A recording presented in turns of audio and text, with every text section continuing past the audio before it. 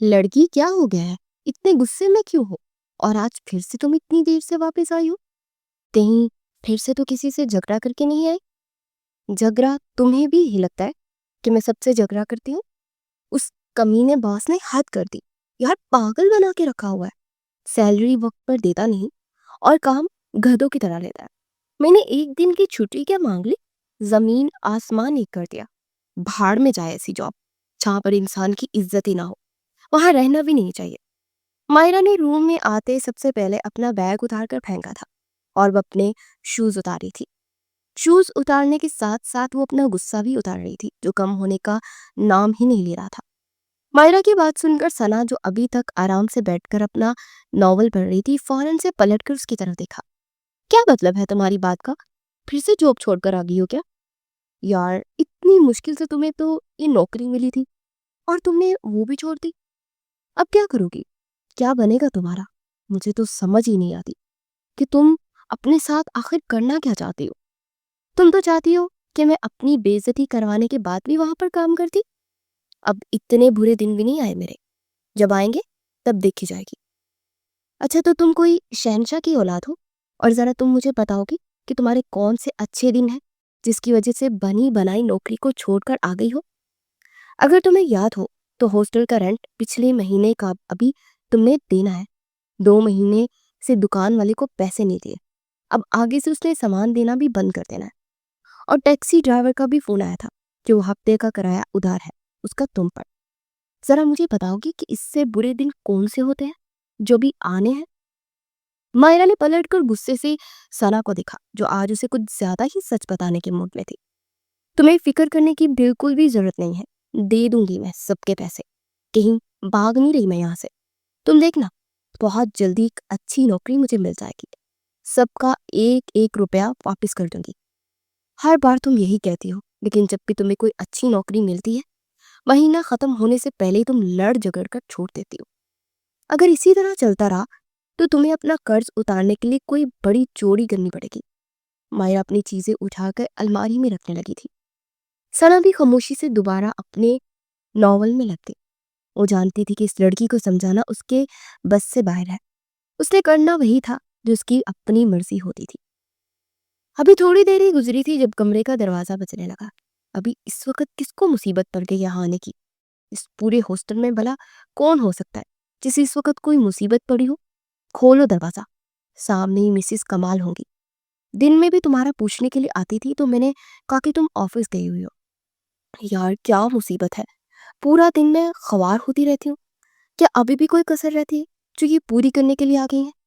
तुम जाकर देखो ना प्लीज। मेरा बिल्कुल भी मूड नहीं है उस औरत का सामना करने का। ऐसे ही ख्वाम में मेरा दिमाग खराब कर देगी। माहिरा ने वॉशरूम का रुख किया जब पीछे से सना ने उसको आवाज देकर रोका। छुपने का कोई फायदा नहीं है। अगर मैंने दोबारा दरवाजा खोल भी दिया तो जब तक वो तुमसे मिलेगी नहीं वो यहाँ से जाएगी नहीं।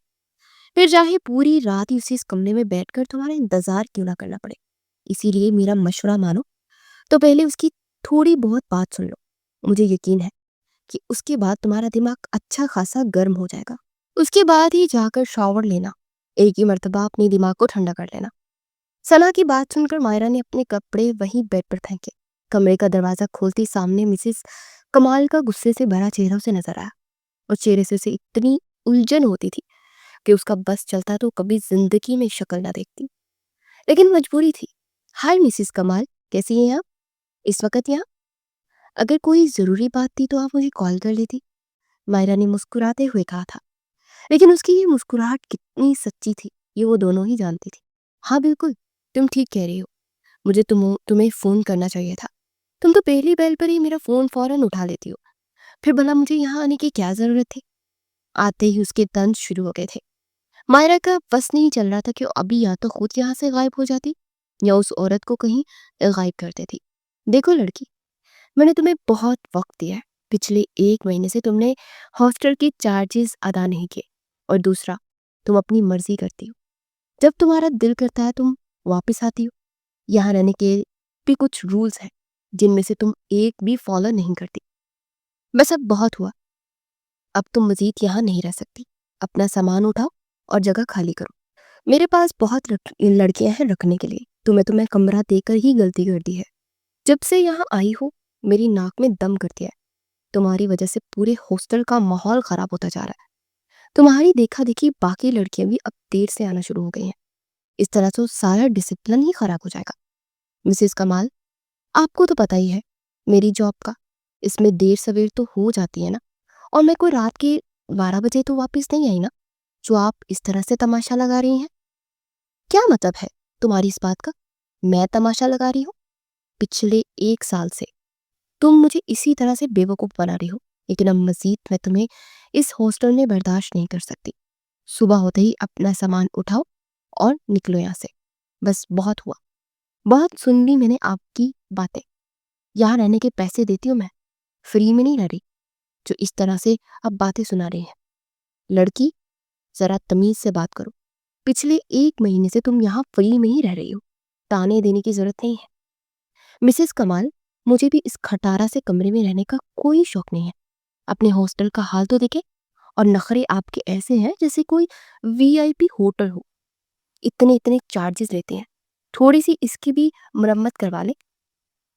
अच्छा, इतना ही बुरा है मेरा हॉस्टल? तो छोड़ दो ना। पिछले 1 साल से यहाँ रह क्यों रही हो? जाओ ना किसी जाकर 5 स्टार होटल में रहो। हाँ हाँ, चली जाऊंगी। सुबह होते ही अपना सामान लेकर चली जाऊंगी। अब जाए यहाँ से। मेरा मजीद दिमाग खराब करने की बिल्कुल भी जरूरत नहीं है। हर 2 दिन बाद मेरा दिमाग खराब करने आ जाती है, और इसके अलावा कोई काम नहीं है क्या आपको? मिसेस कमाल का तो हैरत के मारे मुंह खुल गया था। यहाँ पर कभी किसी लड़की ने इस तरह से उनसे बात नहीं की थी, जिस तरह से मायरा उससे बात करती थी। कभी कभी तो मुझे वो मायरा की बातें बहुत हैरान होती थी कि अब वाकई इस बात से डर नहीं लगता कि अगर उसे हॉस्टल से निकाल दिया तो वो कहाँ जाएगी। अजीब लड़की थी जो इसने अपनी जिंदगी में देखी थी। मिसेस कमाल को भी यही लगा कि अब इससे बहस करने का कोई फायदा नहीं, क्योंकि वो भी किसी किस्म का लिहाज रखने के मूड में बिल्कुल भी नहीं थी। ठीक है, जा रही हूं मैं। सुबह होते ही सारा हिसाब क्लियर करना, फिर उसके बाद यहाँ से जाना। समझ आ गई बात? जी, आ गई, अच्छे से आ गई। अब जाए यहाँ से। माया ने ये कहते हुए उसके मुंह पर दरवाजा जोर से बंद कर दिया था। यार तुम पागल हो, ये तुम क्या कर रही थी? क्या जरूरत थी इस तरह से बदतमीजी करने की? आराम से भी बात करती, थोड़ा सा टाइम ले लेती। अब तो वो किसी सूरत भी तुम्हें यहाँ रखने के लिए तैयार नहीं होंगी। कितनी मुश्किल से मैंने पिछली बार भी उनकी मिन्नत समाजत करके रोका था, और तुमने फिर से वही हरकत की। सना को तो उस लड़की की समझ ही नहीं आती थी, जो खुद ही अपनी दुश्मन थी। तुम्हारे जैसी लड़की को ना वैसी दुश्मनों की जरूरत नहीं होती। तुम खुद ही बैठे बिठाए अपना नुकसान करती रहती हो। कोई नुकसान नहीं किया मैंने अपना। ये खटारा सा होटल, अगर यहाँ से वो मुझे निकाल भी देंगी ना, तो तुम्हें लगता है कि मेरा कोई नुकसान होगा? अच्छा, तो फिर इस खटारा होटल से निकल कर जाओगी कहाँ, ये भी जरा बता दो। उसकी तुम फिक्र मत करो, देखना जहां भी जाऊंगी ना बहुत अच्छी जगह पर जाऊंगी। कम से कम यहाँ से तो अच्छी ही होगी। मायरा, तुम्हें वाकई में कोई फर्क नहीं पड़ता किसी चीज से? तुम कैसे ये सब कर लेती हो? यार, जिंदगी इतनी आसान भी नहीं होती जितना तुम इसे नॉन सीरियस ले रही हो। जिंदगी में थोड़ी सी सीरियस हो जाओ, वरना आगे जाकर बहुत पछताओगी। अच्छा बस यार, मेरा तुम्हारा लेक्चर सुनने का बिल्कुल मूड नहीं है। वैसे ही सुबह से सब लोगों ने मिलकर मेरा दिमाग खराब किया हुआ है। अब मुझे बहुत ज्यादा नींद आ रही है, मैं सोने लगी हूँ। तुम भी अब इस किताब को रखो और सो जाओ। क्या फजूल में ये पढ़ती रहती हो? हकीकत की जिंदगी में ऐसा कुछ नहीं होता। ये प्यार मोहब्बत ये सब सिर्फ किताबी और फिल्मी बातें हैं। ये कहानियों में, फिल्मों ड्रामों में ही अच्छी लगती है। ऐसे ख्वाम ख्वाह में अपना वक्त जाया कर दियो। मायरा ने मुंह तक लहाफ लिया था और थोड़ी ही देर में गहरी नींद सो गई थी। सनत उसकी ये बेफिक्री की नींद देखकर ही हैरान थी। इतना सब कुछ करने के बाद कोई कैसे इतना पुरसुकून नींद सो सकता है? वो बस ये सोच ही सकती थी। आर्यन यार, मैं कब से तुम्हें फोन कर रहा हूँ, बंदा फोन तो उठा लेता है। कहाँ थे तुम? सुबह से मैं तो कोई 10 दफा तुम्हें फोन कर चुका हूँ। तुम अच्छी तरह से जानते हैं कि सुबह के वक्त में कहाँ होता हूँ। सो रहा था यार, नींद खराब कर दी है। अब बोलो, आगे क्या बात है? क्यों फोन किए जा रहे हो सुबह से? तुम्हें कुछ अंदाजा भी है कि आज तुम्हें तुम्हें शूट पर जाना था? सारा कुछ वैसे ही भूल गए हो? जैसे तुम्हारी याददाश्त चली गई हो। सब याद है मुझे, मेरी याददाश्त नहीं गई, लेकिन मुझे लगता है कि तुम्हारी ज़रूर चली गई है। मैं उस आदमी के साथ काम नहीं कर सकता। मैंने ये बात तुम्हें कल भी बता दी थी। मैं अपनी मर्जी और अपने असूलों के साथ चलने वाला इंसान हूँ, किसी की मर्जी पर चलने वाला नहीं। शूटिंग तब होगी जब मैं चाहूँगा। अगर वो मेरी इस बात पर एग्री होगा तभी मैं उसका प्रोजेक्ट करूँगा, वरना वो भाड़ में जाए। और इसका प्रोजेक्ट, यार आर्यन तुम बात समझने की कोशिश करो, इस तरह नहीं होता। काम करने के लिए दूसरों को, दोनों को कॉम्प्रोमाइज करना पड़ता है। कुछ चीज़ों पर वो कॉम्प्रोमाइज करेंगे तो कुछ में तुम्हें करना पड़ेगा। उन्हें अपने प्रोजेक्ट जल्दी कंप्लीट करना है, बस इसीलिए तुमसे थोड़ा सा ज़्यादा वक्त मांग रहे हैं। यार बहुत अच्छा प्रोजेक्ट है, प्लीज़ मेरी बात मान लो। ये प्रोजेक्ट बहुत हिट जाएगा, तुम्हारी फ़ैन फॉलोइंग मज़ीद बढ़ जाएगी। इस प्रोजेक्ट के बाद तुम मज़ीद फेमस हो जाओगे। तुम्हें लगता है कि मुझे फेमस होने के लिए इस किस्म के किसी प्रोजेक्ट की ज़रूरत है? मैं ऑलरेडी फेमस हूँ। और जहाँ तक बात इस प्रोजेक्ट की है, ये हिट भी मेरी वजह से ही होगा। अगर मैंने इस पर काम ना किया तो तुम देखना, ये प्रोजेक्ट इस साल का सबसे फ्लॉप प्रोजेक्ट होगा। इसलिए बजाय मुझे समझाने के तुम इसके ओनर से बात करो। अगर उसे अपना प्रोजेक्ट अच्छा चाहिए तो उसे मेरे हिसाब से चलना होगा, वरना मेरी तरफ से इनकार है। आर्यन ने इनकार करते ही मोबाइल बंद करके रख दिया था और दोबारा से बिस्तर पे मुंह देकर सोने लगा था। दूसरी तरफ हसन अचानक फोन बंद कर जाने पर फोन को देखने लगा था। अजीब इंसान है यार, अगर ऐसे ही चलता रहा तो कोई भी इसे काम नहीं देगा। भला ऐसा होता है? लोग तो ऐसे प्रोजेक्ट के लिए मारे मारे फिरते हैं, और एक ये है, हाथ में आया काम ठुकरा देता है। कुछ नहीं हो सकता इसका, जो जी में आता है करे। मेरी तो कोई बात इसलिए माननी नहीं होती। इसी तरह से ये गुस्सा दिखाकर अपनी मनमानियां कर कर अपने सारे कॉन्टैक्ट गनवा लेगा। हसन ने अपना मोबाइल दोबारा से उठाया था। इस प्रोजेक्ट के ओनर को फोन करने लगा ताकि आर्यन की बात उस तक पहुंचा सके। आगे होश ठिकाने पर मुझे मालूम था अब तुम माफी मांगने के लिए आओगी और दोबारा से मिन्नत समाजत करोगी कि मैं तुम्हें यहाँ से रहने की थोड़ी सी मोहलत और दे दूँ। लेकिन इस मर्तबा मैं धोखा बिल्कुल नहीं खाऊंगी। रात को जितनी बदतमीजी तुमने मेरे साथ की थी ना, उसके बाद मैं तुम्हें यहाँ एक दिन भी नहीं रहने दूंगी। शुक्र करो कि मैंने तुम्हें यहाँ रात गुजारने दी है, वो भी लड़की समझकर, वरना रात को ही तुम्हें यहाँ से चलता करती। किसी खुशफहमी में रहने की बिल्कुल भी जरूरत नहीं है मिसेस कमाल। माफी और मैं, ऐसा हो ही नहीं सकता। आपको लगता है कि आपके इस खटारा रहने हॉस्टल में रहने के लिए मैं आपकी मिन्नत समाजत करूंगी? तो आपकी जिंदगी की सबसे बड़ी भूल है। मैं यहाँ पर यही बताने आई थी कि मैं आज आपका वो नकारा सा और कमरा खाली करके जा रही हूँ। अब जिसको मर्जी आप वहां पर बिठा लें। मिसेस कमाल तो उसका जवाब सुनकर हैरान थी। उन्हें तो यही लगा था कि वो यहाँ रहने के लिए मिन्नत समाजत करेगी।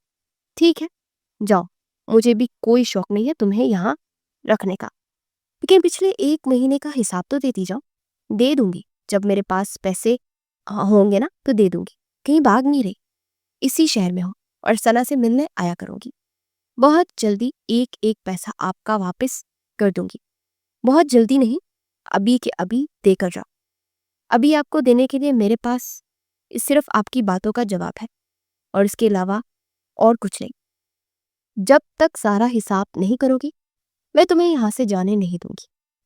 हाँ तो ठीक है, अगर आपको इतना ही शौक है मुझे यहाँ रखने का तो मैं रहने के लिए तैयार हूँ, मुझे कोई मसला नहीं।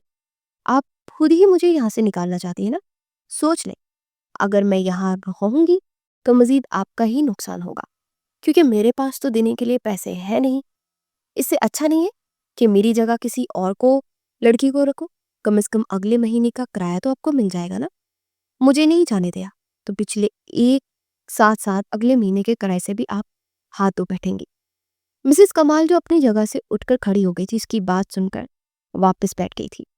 बात तो वो ठीक ही कह रही थी। इस लड़की से बहस करने का कोई फायदा नहीं था। अगर वो इसे जाने से रोकती तो नुकसान उनका अपना ही था, क्योंकि उसके पास तो देने के लिए पैसे नहीं थे। इससे अच्छा था कि उससे जान छुड़वाकर किसी नए लड़की को रख लेती, कम से कम अगले महीने के पैसे तो मिलते। ठीक है, तुम जा सकती हो, लेकिन तुम्हारे पास सिर्फ 2 महीने हैं। 2 महीने के अंदर अंदर मेरे पैसे मुझे दे देना, वरना तुम्हारे लिए अच्छा नहीं होगा। हाँ हाँ ठीक है, अगर मेरे पास हुए तो दे दूंगी। मुझे भी किसी के पैसे रखने का कोई शौक नहीं है। मायरा ने अपना सामान उठाया और हॉस्टल से बाहर निकल गई थी। शुक्र है इस हॉस्टल से तो जान छूटी। पूरा 1 साल यहाँ कितनी मुश्किल से मैंने गुजारा है, ये मैं ही जानती हूँ। बस एक मर्तबा सब कुछ सेट हो जाए, फिर सना को भी अपने साथ ले जाऊंगी। और ये मिसेस कमाल अपने आप को बहुत समझती है ना, इन्हें भी अच्छे से ही मजा चखाऊंगी। मासूम और मजबूर लड़कियों को लूटती है। बड़ी आई मुझे धमकी देने वाली। यार मायरा, तुम एक मर्तबा फोन करके मुझसे पूछ तो लेती। क्या मतलब तुमसे पूछ लेती? तुमने खुद ही तो मुझसे कहा था कि तुम मेरे लिए एक बहुत अच्छी जॉब का बंदोबस्त कर दोगी, इसलिए तो मैं जॉब छोड़ आई हूँ, और वो पुराना सा हॉस्टल भी। वैसे यार ये होटल कितना जबरदस्त है, और तुम्हारा कमरा कितना प्यारा है। बस तुम मुझे इसी होटल में कोई काम दिलवा दो, और इसी तरह का एक कमरा यार, जिंदगी मेरी जन्नत बन जाएगी कसम से। मैंने तुमसे कहा था कि तुम्हें जॉब दिलवा दूंगी, लेकिन ये थोड़ी कहा था कि अभी जॉब छोड़ के आ जाओ। क्या मतलब है तुम्हारी बात का? किसी का जॉब का बंदोबस्त नहीं हुआ? नहीं हुआ ना यार, होता तो मैं तुम्हें फोन फोन करके बता देती ना। यार नीलम, ऐसे तो मत करो।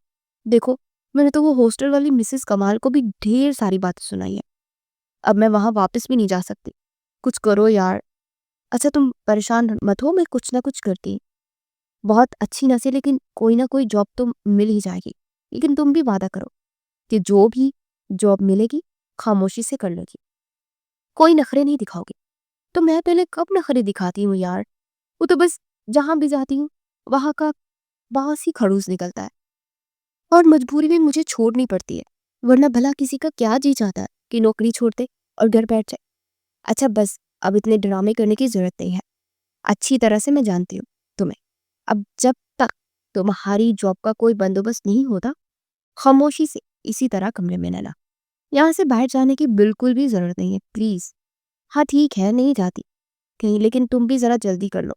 मैं ज्यादा दिनों तक इस कमरे में कैद होकर नहीं बैठ सकती हूँ। अच्छा मेरी माँ, लेकिन खुदा का वास्ता कोई उल्टी सीधी हरकत मत करना। ये ना हो कि तुम्हें जॉब दिलवाते दिलवाते मैं भी अपनी जॉब से हाथे बखूं। अरे बेफिक्र रहो, तुम अब ऐसी भी बात नहीं है। तुम सुकून से अपना काम करो। पार्टी तो बनती है यार, आखिर को तुम्हारी फिल्म इतनी हिट हो गई है। अब जल्दी से तैयार हो जाओ हमारे साथ जाने के लिए। आर्यन तो अपने दोस्तों को देखकर ही हैरान था। एक तो जबरदस्ती उसके घर उसको लेने के लिए आ गए थे, और दूसरा जबरदस्ती उससे ट्रीट लेने जा रहे थे। तुम लोग मुझे बताना पसंद करोगे कि ये कौन सा तरीका है जबरदस्ती किसी से ट्रीट लेने का? जब कोई अपनी कामयाबी पर खुशी से दूसरों को कुछ ना खिलाए, तो फिर उनसे इसी तरह से जबरदस्ती ट्रीट ली जाती है। 10 मिनट है तेरे पास, जल्दी से तैयार हो जा और नीचे आ जा। अब जबकि वो घर पहुंच गए थे, ऐसे में उनसे जान छुड़ाना बहुत मुश्किल था। इसलिए आर्यन ने भी जल्दी से कमरे का रुख किया था, ताकि जल्दी से अपना हुलिया कुछ बेहतर कर सके। वरना उनका क्या भरोसा था, उसे कुछ देर बाद इसी तरह से घर के हुलिये में ही उठाकर वो अपने साथ ले जाते। आर्यन खान को अपने फैंस की खातिर अपनी स्टाइल मेंटेन रखना पड़ता था। थोड़ी ही देर बाद चारों दोस्त होटल के लिए निकले थे, जहां पर उन्होंने ट्रीट देने का प्लान बनाया था। आर्यन खान चेहरे पर मास्क लगाकर आया था, ताकि उसके फैंस उसे पहचान न सके, और ना ही वो आज अपने साथ किसी गार्ड को लेकर आया था। होटल में पहुंचकर चारों ने अपनी अपनी मर्जी का खाना ऑर्डर किया था और बातों में मसरूफ हो गए थे। एक्सक्यूज मी, आप लोग यहाँ पर खाना खाने के लिए आए हैं या फिर दूसरों को परेशान करने के लिए? खाना खाने के भी कुछ मैनर्स होते हैं। सुकून से तसल्ली से बैठकर खाना एंजॉय करें और बाकी लोगों को भी करने दें। वो चारों खूब मस्ती और हल्ला गुल्ला कर रहे थे, जब पीछे से किसी लड़की की आवाज सुनकर फौरन से पलटे, जहां सामने ही 20-21 साल की खूबसूरत सी लड़की गुस्से से उन लोगों को दिख रही थी। उन चारों में से एक ने उसे जवाब देने के लिए जिन लेकिन देने ही लगा था, जब आर्यन ने हाथ के इशारे से उसे चुप रहने को कहा और खुद चलता हुआ उसके सामने आकर खड़ा हुआ। जी मैडम, अब बताइए क्या कह रही थी आप? मैं ये कह रही हूँ कि ये होटल है, कोई पार्क नहीं, जहाँ पर आप इस तरह से शोर शराबा मचा रहे हैं। ये फैमिली रेस्टोरेंट है, और आप लोग यहाँ पर इस किस्म की हरकतें करके दूसरे लोगों को परेशान कर रहे हैं। कौन सी हरकतें आप ज़रा बताना पसंद करेंगी कि हमने ऐसा क्या किया है जो आपके इस फैमिली रेस्टोरेंट का माहौल ख़राब हो रहा है? हम भी तो यहाँ खाना खाने के लिए आए हैं ना, वही खा रहे हैं और साथ में थोड़ी बहुत एंजॉयमेंट कर रहे हैं। ये जगह खाना खाने के लिए होती है, एंजॉयमेंट करने के लिए नहीं। आपकी एंजॉयमेंट आपको करनी है तो किसी पार्क में जाकर झूले पर बैठ जाए। लगता है आप काफ़ी एक्सपीरियंस है ऐसी चीज़ों का। चलें, अगली बार अगर हम आउटिंग पर जाएंगे तो आपको अपने साथ ले जाएंगे। हमें आप गाइड करती रहिएगा, हमें कौन सी जगह जाना चाहिए और कौन सी जगह नहीं। आर्यन खान ने उस लड़की को सर से लेकर पांव तक देखा था। देखने में तो वो खूबसूरत थी लेकिन इतनी ही तेज थी। ओ हेलो मिस्टर, इस तरह से घूर कर क्या देख रहे हो? कभी कोई लड़की देखी नहीं है क्या? और ये क्या, तुम मुझे अपने साथ ले जाने की बात कर रहे हो? तुम्हें लगता है कि मैंने तुम जैसे लफंगों के साथ में जाऊंगी?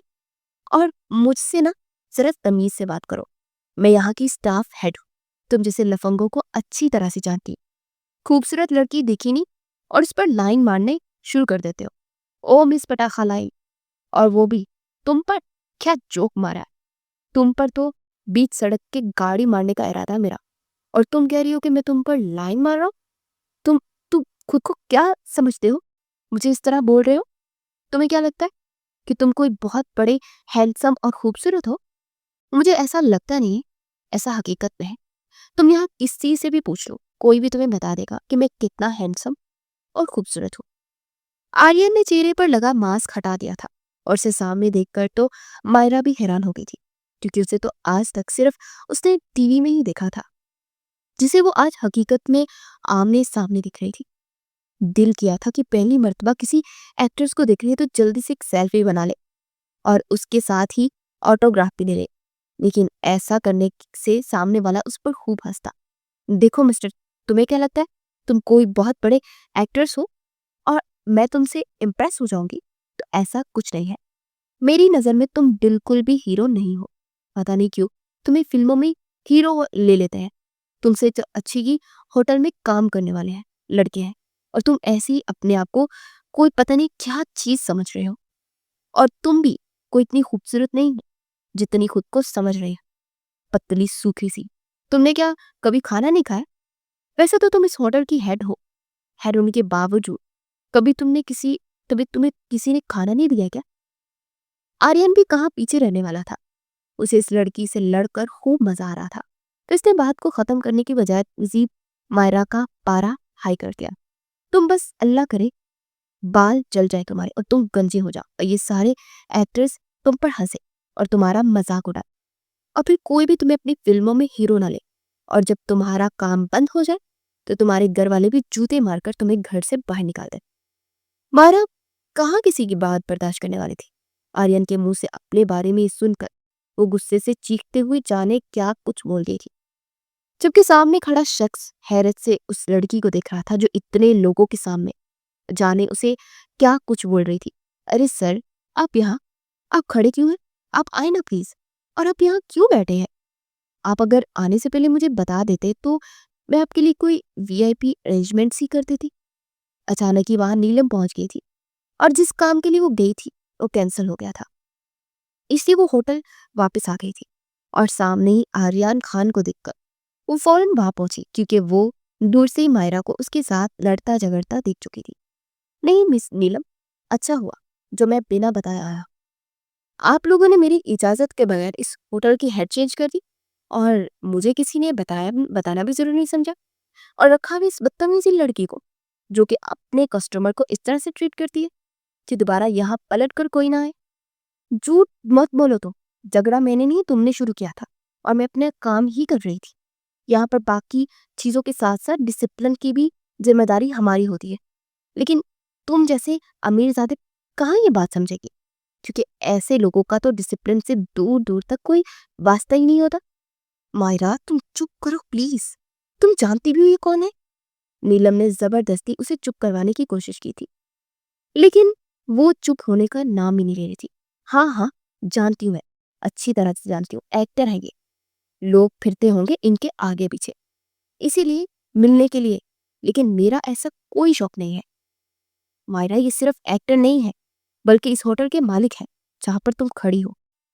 हाँ तो क्या हो गया? एक मिनट, क्या कह रही हो तुम? ये इस होटल के मालिक है? मायरा ने तो हैरत से अपनी पूरी आंखें खोली। उसे तो यकीन ही नहीं आ रहा था कि ये शख्स इस होटल का मालिक है और वो इसके साथ कितनी बदतमीजी से बात कर रही थी। हाँ बिल्कुल, ये आर्यन खान है, ये इस होटल का मालिक है और तुम इन्हीं के साथ बदतमीजी कर रही थी। मिस लीना, लगता है आपने इस नई हेड को मेरे बारे में बताया नहीं है। और आपने खुद कब जॉब से रिजाइन किया? मुझे ये बात क्यों नहीं मालूम? नहीं सर, ऐसा कुछ नहीं है, मैंने जॉब से रिजाइन नहीं किया है। ये बस एक छोटी सी मिसअंडरस्टैंडिंग है। आप प्लीज बैठिए ना, मैं सब ठीक करती हूँ। पहले आप मुझे ये बताएं कि ये लड़की कौन है? आर्यन खान ने मायरा की तरफ इशारा किया। सर, वो असल में ये मेरी दोस्त है। इसे जॉब की ज़रूरत थी और रहने के लिए जगह की भी ज़रूरत थी, तो मैंने इसे होटल में अपने साथ अपने रूम में रख लिया। आज सुबह मुझे किसी ज़रूरी काम से जाना था, इसलिए मैंने इसे कहा था कि एक दिन के लिए मेरी ड्यूटी संभाल ले। इसीलिए इसने आपसे ये कहा कि यहाँ की हेड है। I am so sorry sir. उसकी तरफ से मैं माफ़ी मांगती हूँ। इसको नहीं मालूम था कि इस होटल के मालिक आप है ना मायरा? तुम्हें नहीं मालूम था ना? तुम भी तो सर को सॉरी बोलो। मायरा का दिल किया था कि अपने सामने खड़ी नीलम का सर फाड़ दे, जो उसे उस शख्स से माफी मांगने का कह रही थी, जो चंद ही मिनट में उसका सबसे बड़ा दुश्मन बन गया था। लेकिन ये नीलम की नौकरी का सवाल था। अगर वो माफी ना मांगती तो क्या भरोसा था कि वो खड़े खड़े उसे नौकरी से निकाल देता। और मेरा मायरा ऐसा नहीं चाहती थी, इसलिए उसे रहने की जगह दी। तो भला वो कैसे उसकी जॉब ऐसे अपनी वजह से जाने देती? आई एम सो सॉरी, मुझे नहीं मालूम था कि आप यहाँ के मालिक हैं। मुझसे गलती हो गई, प्लीज मुझे माफ कर दे। मायरा ने सर झुकाकर फौरन से अपनी बात कही थी और वहां से जाने लगी। एक मिनट रुको, मेरी इजाजत के बगैर तुम यहाँ रह रही थी? और मिस नीलम, आपने मुझे इजाजत के बगैर इस तरह से किसी को यहाँ रखा और अपना काम इस लड़की को सौंप कर चले गए? इससे बिल्कुल भी लोगों को डील करना नहीं आता। आप जानती हैं कि आपकी इस गलती की वजह से मैं आपको जॉब से भी निकाल सकता हूँ। सॉरी सर, मैं माफ़ी मांगती हूँ, मेरी से गलती हो गई है, प्लीज़ मुझे माफ़ कर दें। ठीक है, मैं तुम दोनों को माफ़ कर दूंगा, लेकिन मेरी एक शर्त है। आर्यन खान ने कुछ सोचते हुए कहा। ये सुनते ही दोनों ने एक दूसरे को देखा और फिर आर्यन को देखा। अब जाने वो सरफिरा इंसान कौन सी शर्त रखने वाला था। कैसी शर्त? दोनों ने एक साथ पूछा। तुम मेरे साथ आओ, ये शर्त सिर्फ तुम्हारे लिए है। आर्यन ने मायरा की तरफ इशारा किया। मायरा एक नजर साथ खड़ी नीलम को देखा। नीलम ने आंखों ही आंखों में से आर्यन के साथ जाने के लिए कहा और तसल्ली दी कि उसे कोई नुकसान नहीं पहुंचाएगा। मायरा खामोशी से उसके कहने पर आर्यन के पीछे पीछे चलती होटल के एक अलग कोने में आ गई थी, जहां पर बहुत कम लोग थे। बैठो। मायरा खामोशी से आर्यन के सामने बैठ गई थी। देखो, मैं जानता हूं तुम्हें जॉब की सख्त जरूरत है और रहने के लिए जगह की भी।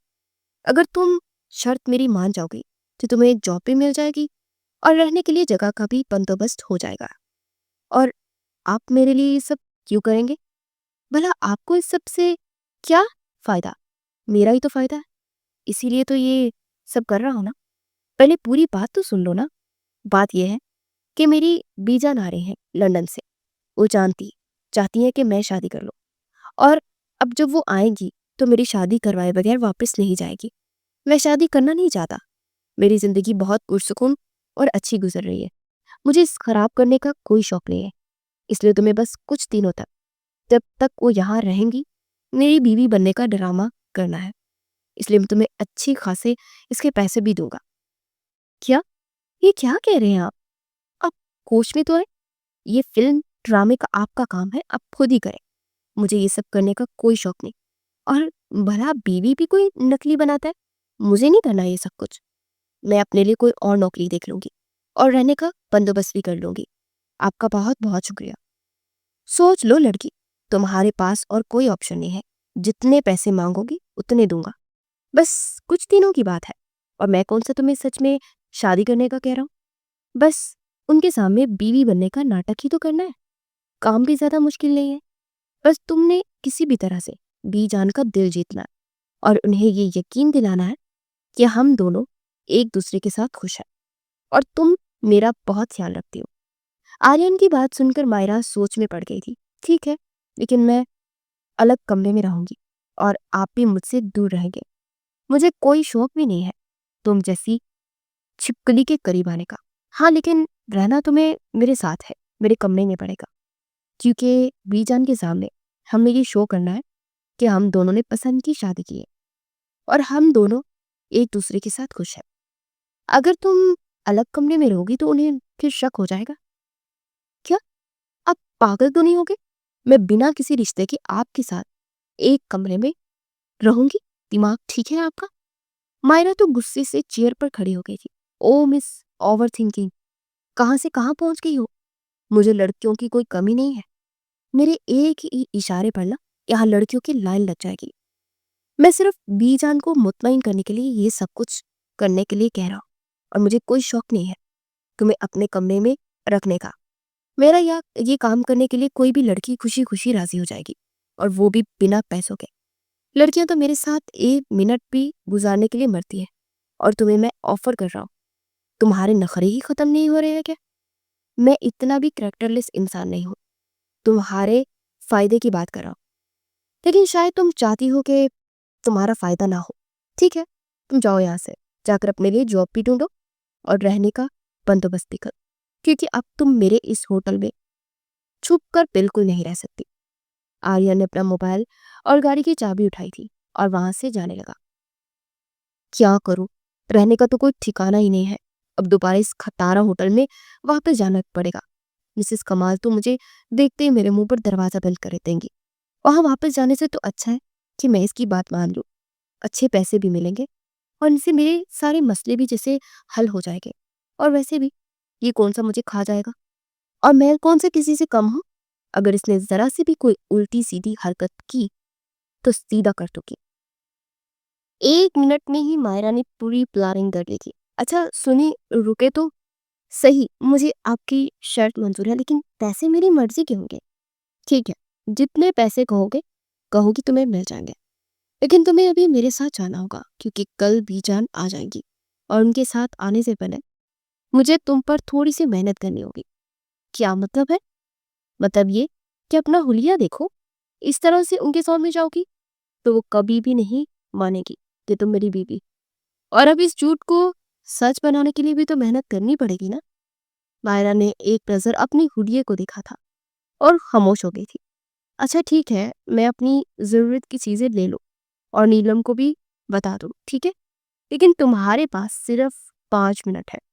5 मिनट के बाद मुझे गाड़ी में मिले। इससे ज्यादा मैं इंतजार नहीं करूंगा। आर्यन खान ने अपनी ग्लासेस उठाकर लगाए थे और वहां से बाहर चला गया था। मायरा ने आज तक कभी किसी मर्द पर भरोसा नहीं किया था, लेकिन आर्यन उसे वाकई में बाकी सबसे अलग लगा था।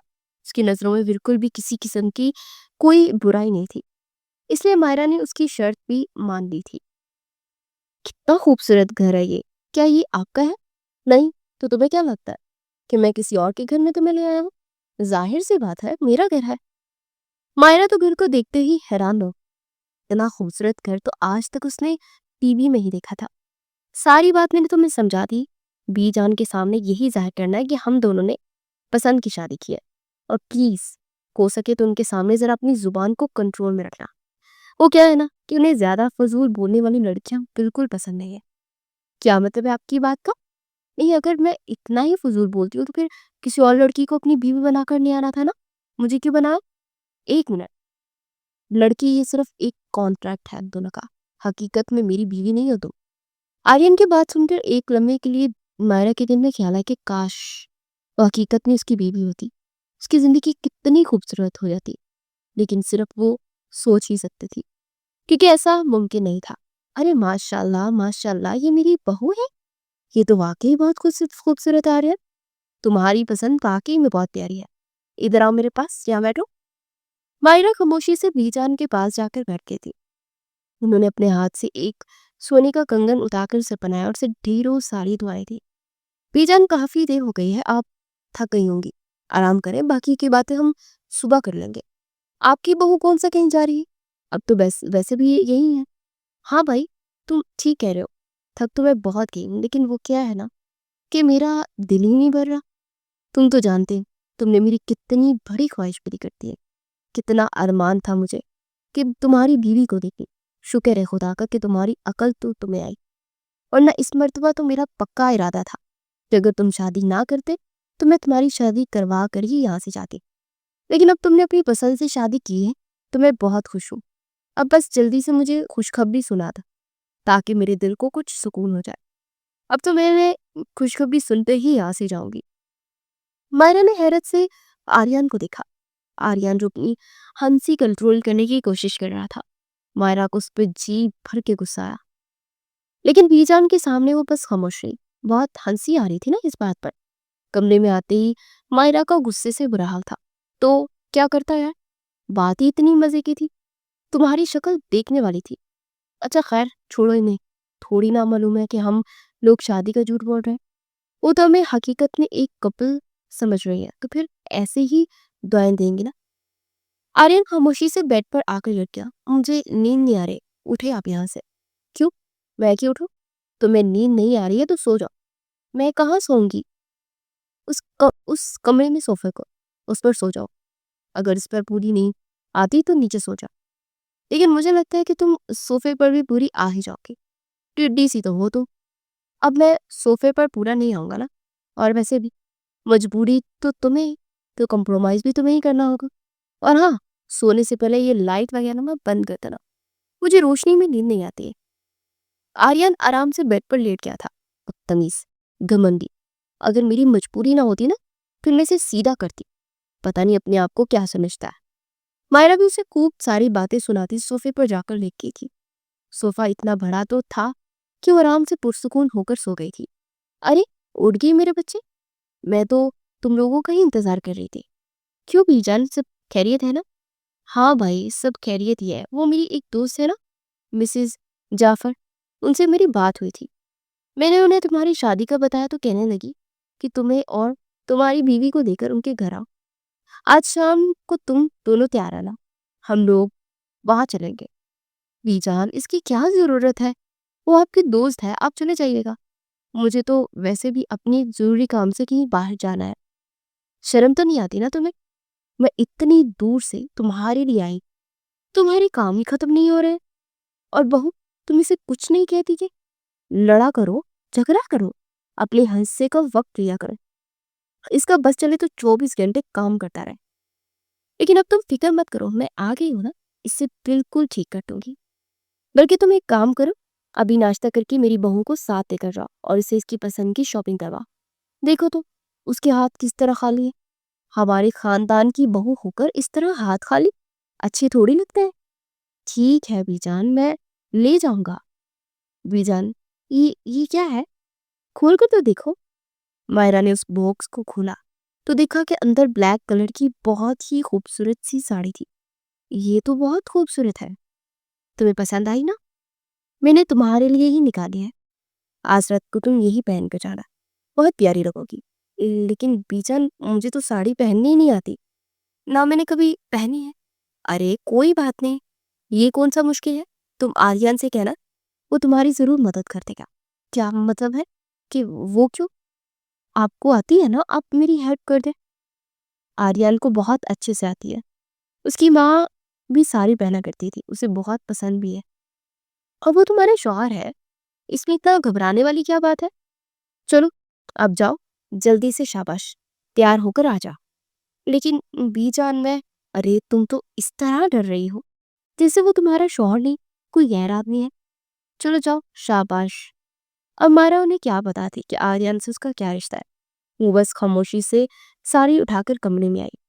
तुम अभी तक इसी तरह खामोशी से बैठी, तैयार नहीं हुई? इस तरह से जाने का इरादा है क्या? आर्यन ने जो ब्लैक कलर का ड्रेस पहनकर अभी ड्रेसिंग रूम में बाहर आया था, इसी तरह बैठा देखकर उसको उसके सामने आकर खड़ा हो गया। बीजान ने ये साड़ी दी है पहनने के लिए, हाँ तो पहन लो, इसमें क्या मसला है? मुझे साड़ी पहननी नहीं आती तो तुम इन्हें बता देती। बताया था लेकिन उन्होंने कहा। मायरा ने बात अधूरी छोड़ दी। वो दोबारा से सर झुकाकर बैठ गई थी। क्या कहा उन्होंने? आर्यन ड्रेसिंग के सामने खड़ा होता हुआ अपने बाल बना रहा था। उसकी अधूरी बात सुनकर उसने पलटकर मायरा को देखा। उन्होंने कहा कि आपसे कहूँ हेल्प करने को। अगर तुम चाहो तो मैं तुम्हारी हेल्प कर सकता हूँ, मुझे कोई इशू नहीं है। आर्यन ने जानबूझकर उसे तंग करते हुए कहा था। शर्म नहीं आती आपको? मैं पहले ही परेशान हूँ। अच्छा, अब इसमें परेशान होने वाली कौन सी बात है? तुम यूट्यूब से सर्च कर लो। जितनी तुम चालाक हो मुझे यकीन है कि तुम्हें जल्दी समझ आ जाएगी। अरे हाँ, ये तो मैंने सोचा ही नहीं। मैं अभी देखती हूँ। मायरा अपना मोबाइल और साड़ी उठाकर ड्रेसिंग रूम में बंद हो गई थी। आर्यन भी अपनी तैयारियां मुकम्मल करने लगा। उसे यकीन था कि मायरा इसमें कामयाब हो ही जाएगी। थोड़ी देर बाद वो दोनों तैयार होकर नीचे आए तो आर्यन तो मायरा को देखकर ही रह गया था। उस ब्लैक कलर की साड़ी में वो बेहद खूबसूरत लग रही थी। बीजान ने उन दोनों का सदका उतारा था। डिनर बहुत अच्छा रहा था और उधर आते आते रात हो गई थी। मायरा तो गाड़ी में ही सो गई थी। उठो यार, घर आ गया है। मुझे तो समझ नहीं आती कोई ऐसी नींद कैसे सो सकता है। आर्यन मायरा को उठाने की कोशिश कर रहा था जो कि उठने का नाम ही नहीं ले रही थी। अरे बेटा, क्यों उसकी नींद खराब कर रहे हो? सोने दो उसे। तो क्या करूं? इसी तरह गाड़ी में सोता है वो छोड़कर चला जाओ। अब मैंने ऐसा भी नहीं कहा उठाकर कमरे में ले जाओ। वैसे तो बड़े हीरो बनते हो, अपनी बीबी को जबरदस्ती खींच खाड़ कर उठा रहे हो। बीजान ने बीजान आप अपने कमरे में जाकर आराम करें ना, मैं इसे ले आऊंगा। हाँ जानती हूँ, जबरदस्ती उठा कर लाओगे। अभी मेरे सामने उसको उठाओ और कमरे में लेकर जाओ। बच्चे की नींद खराब करने के पीछे थके हुए हो। शर्म तो नहीं आती? बीजान के सामने ना चाहते हुए भी आर्यन ने झुककर मायरा को अपने बाजू में उठाया था। शुक्र था कि वो गहरी नींद में थी, वरना यही पर वो शोर मचा देती। आर्यन उसे लेकर अपने कमरे की तरफ जाने लगा और साथ ही उस लड़की को गौर से देख रहा था। सोते ही वो वाकई कितनी मासूम लगती थी। आर्यन ने अपनी ही सोच पर नफी में सर हिलाया था और मुस्कुराने लगा। बीजान भी इन्हें कमरे में भेजकर अपने कमरे में आ गई थी। बीजान को आए हुए हफ्ता हो गया था और इस एक हफ्ते में मायरा उनके साथ काफी अटैच हो गई थी। उन्हें भी मायरा बेहद पसंद आई थी। आर्यन अपने काम की वजह से बिजी होता था। सारा वक्त वो घर से बाहर रहता। मायरा अपना सारा वक्त बीजान के साथ गुजारती।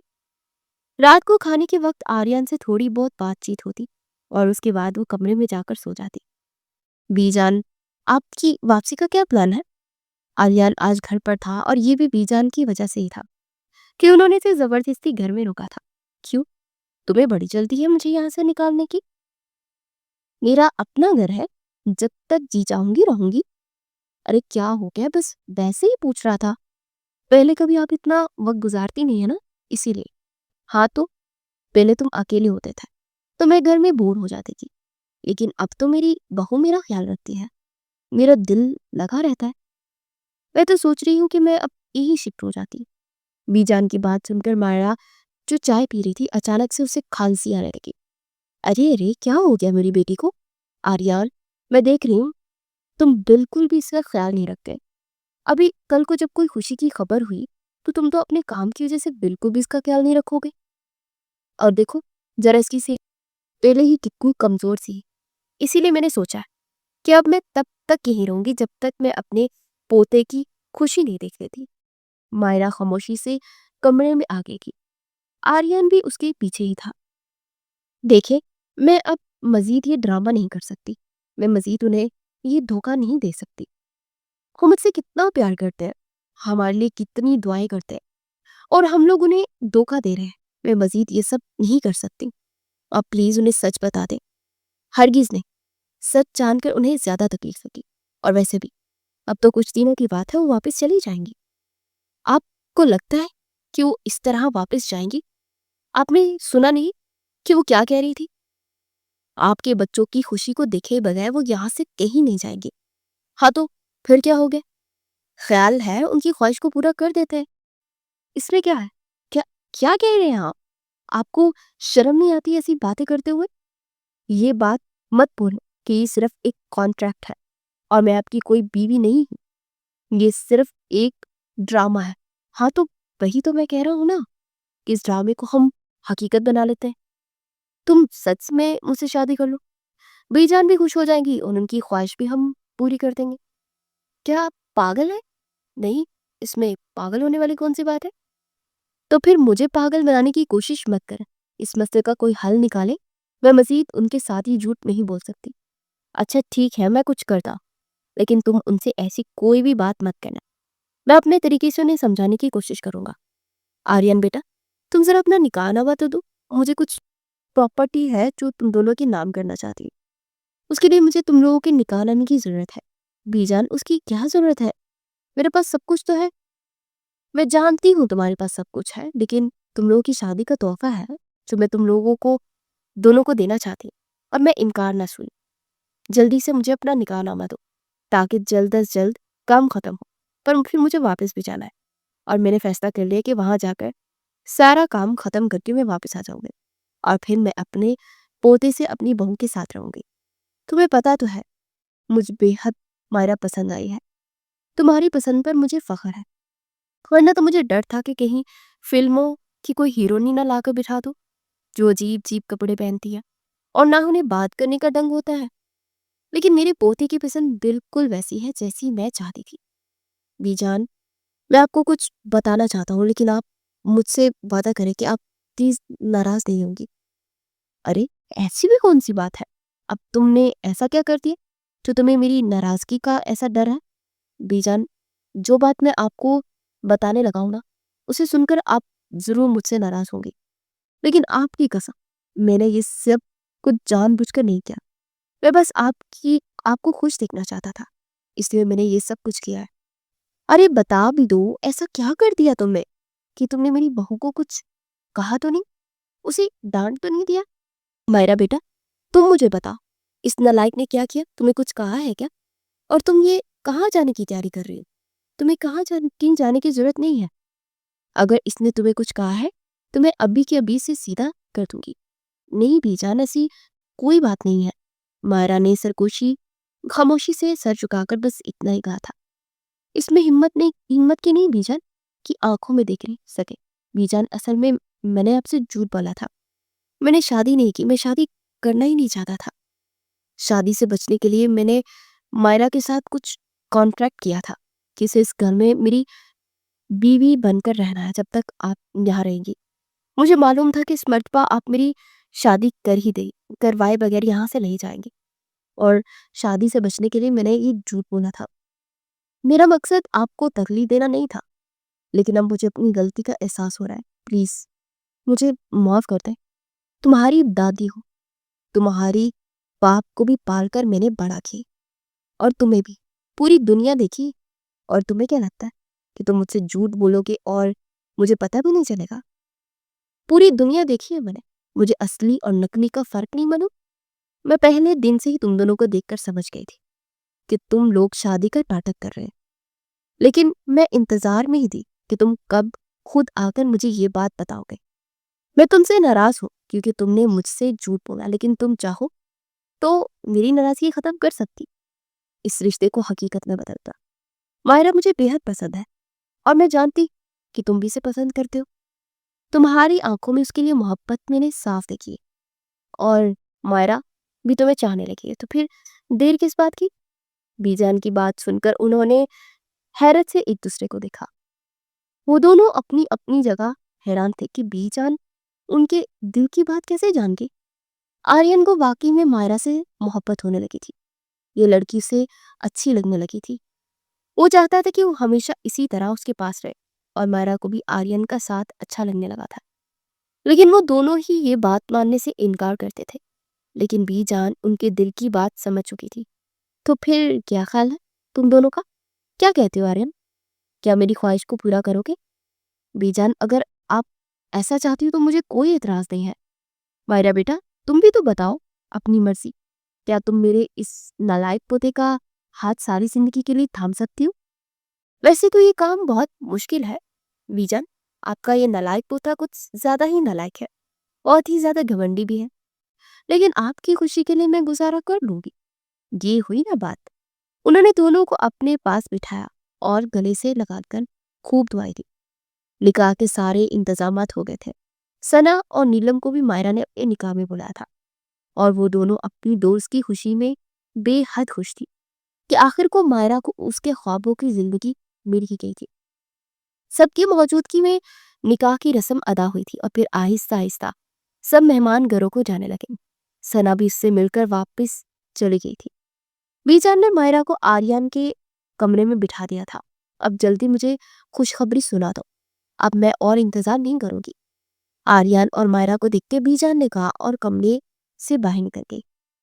वैसे मैंने कुछ सोचा तो था कि मैं तुम जैसी छिपकली से शादी करूंगा, और मैंने कभी नहीं सोचा था कि मैं आप जैसे जिन की बीवी बनूंगी। खुदा का खौफ करो लड़की, सारी लड़कियां मुझ पर मरती हैं और तुम मुझे जिन कह रही। अब तो तुम्हारा असली वाला शौहर हो, अब तो थोड़ी इज्जत देना सीख लो। और मैं भी आपकी असली वाली बीवी, कोई छिपकली नहीं। मायरा ने गुस्से से अपना चेहरा दूसरी तरफ किया। अच्छा मेरी छिपकली, नाराज तो मत हो। मेरी खूबसूरत मोमेंट्स को खराब करना चाहती है क्या?